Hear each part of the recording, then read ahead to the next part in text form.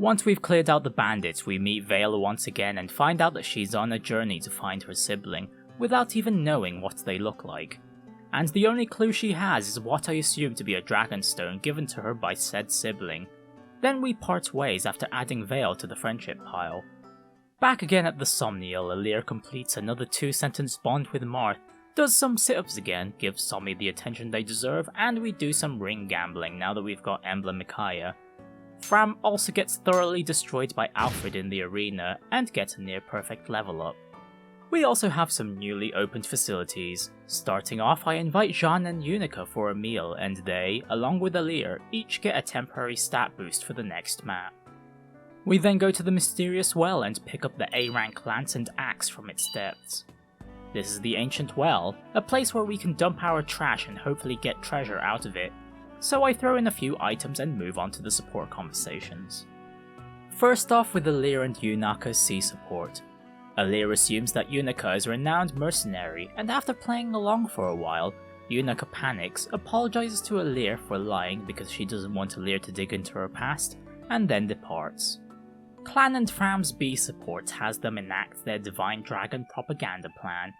While Clan would prefer the quiet approach and leave their pamphlets lying around, Fram, on the other hand, attracts the people nearby, and unfortunately, Clan crumbles under the pressure and runs off. We then make our way westward from the Dawn Maiden ruins to even more ruins housing Paralogue 2. We're introduced to the Thieves we'll be fighting who have been thieved by another thief who hides in a treasure chest because the first thieves are preparing for an assault from our party. With preparations, our group is split into 2 teams of 4 at the bottom left and top right corners of the map. Equipment wise, the only major changes are that I give Louis Marth and Jean Micaiah to make use of the EXP gains from Great Sacrifice.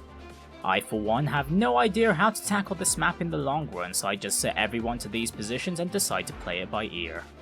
The goal of this map is to defeat the boss Mitan. I make my opening move by having Clan invade the treasure room. Alir and Fram stick together whilst an Emblem engaged Alfred charges in and overrides a mage out of existence. Team Louis opts to stick together and only get a singular hit on the sword unit near them. The dagger thieves prioritize the chests, then Alir and Chloe get attacked. For some reason, Clan gets ignored even though he unleashed Ragnarok in the treasure room, but I'll take their generosity. Turn 2 begins with Louis marching onward, Emblem engaging for the first time and thoroughly disposing his enemy. Etienne finishes off the swordsman and Chloe is healed by Jean. Alir and Fram continue to stick together and jointly take out the unit that attacked Alir prior.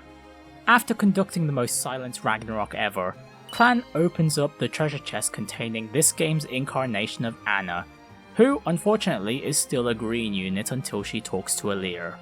Alfred continues his rampage and strikes at an Armonite from a pillar tile.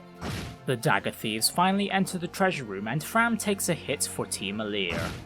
Alfred continues his hot streak and double crits the Armonite, which is then cooled down by a subsequent break. Anna recklessly rushes towards one of the enemies and showcases how underleveled she currently is. Clan starts turn 3 by swiping a Master Seal from the rightmost chest. Alfred fails to rescue Anna and gets himself poisoned. Etienne snipes at a mage through the walls. Louis keeps up his slow momentum and breaks another swordsman in their path. And then Jean does his first Emblem engage and brings our allies, including Anna, back to full health and getting himself a near perfect level up to make up for his first one. Instead of retreating, Alir and Fram rush into the ruins. The rightmost dagger thief decides to retreat instead of confronting our group. Anna returns to the state she was in before Great Sacrifice. Etienne wins out on her sniping competition with the Thunder Mage. Fram and Alir get surrounded by 2 axe units, and then Louis takes out the swordsman he broke earlier. Anna is thankfully a smart cookie and heals herself with the Vulnerary. Turn 4. Louis ensures the fall of the nearby Armonite with a few gentle jabs. Alfred doesn't miss this time and defeats the thief threatening Anna. Alir finishes off his attacker and then Fram pivots around the corner into the newly opened safe zone.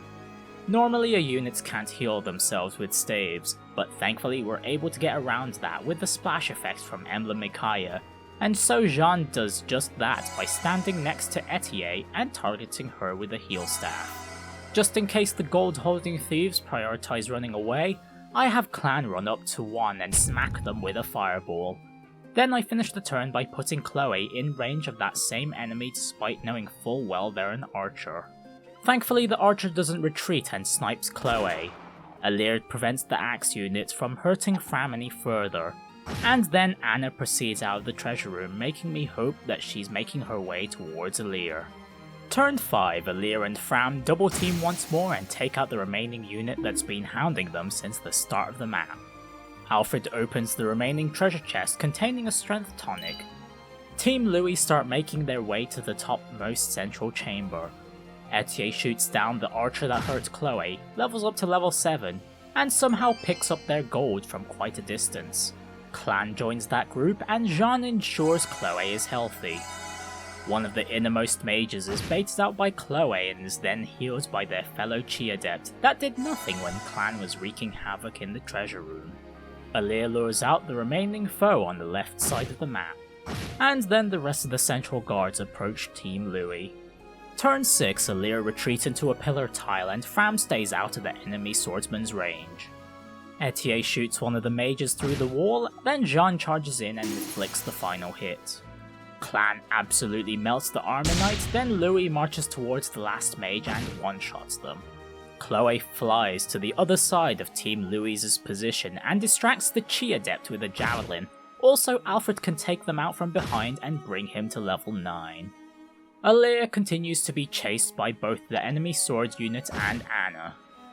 Turn 7, Alir finishes the cleanup on the left side of the map and is then healed by Fram. Jean and Alfred take the nearby Emblem energy tiles and then the rest of Team Louis congregate around the entrance of the boss room, with Louis at the furthest fringes of the boss's attack range. And predictably, the boss charges at Louis and deals a whopping 20 damage on our freaking physical tank of all characters. Enemy reinforcements appear from the stairs and then we're on to turn 8. Despite the danger his allies are in, Alir takes his time by talking to the gold-digging Anna, who then joins our party. Fram obstructs one of the stair tiles to force Mitan to keep moving down straight. Louis retreats so we can keep the boss as isolated as we can, and then everyone else stays outside of her attack range. Alfred Emblem engages and pulls out to prepare the momentum skill. Jean engages too, immediately showers everyone with great sacrifice and levels up to level 4.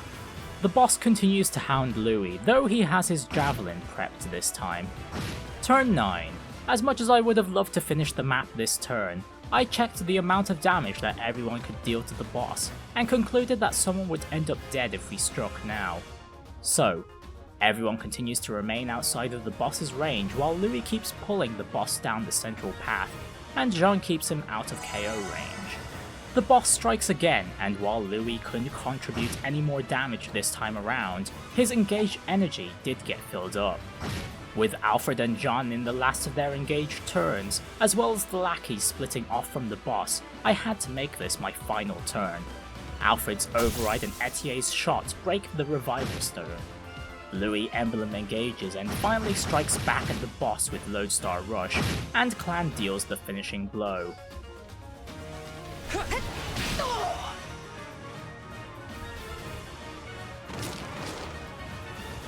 I guess today could get worse after all.